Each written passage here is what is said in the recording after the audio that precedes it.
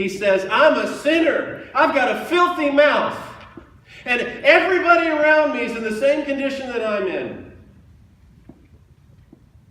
I'm lost. I'm devastated. I can't bear to stand in your presence. And then he says, for my eyes have seen the King, the Lord of hosts. Let's remember back to the first verse. King Uzziah died, but he saw the Lord sitting upon a throne.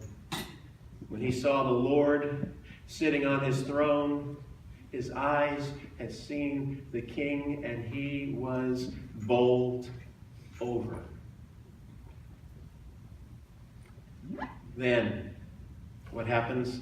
One of the seraphim, one of these angelic beings, flew to me, having in his hand a burning coal that he had taken with the tongs from the altar. What's the altar? We sang about an altar when we sang today. What is an altar?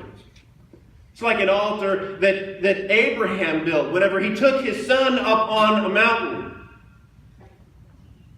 When God told him to sacrifice his son, and he built a stone altar and laid Isaac upon this stone altar and raised the knife above his head.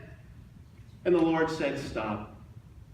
And there was a ram in the thicket, which he provided for a sacrifice. This altar we're talking about is that perfect altar in heaven.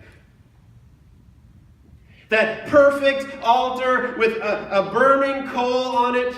The sacrificial system of the Old Testament. All of the sacrificing of different kinds of animals to try to atone for sin. The Bible tells us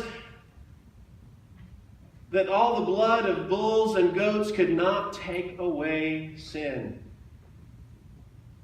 But they all pointed to this perfect altar in heaven, upon which the Lamb of God was slain before the foundation of the world.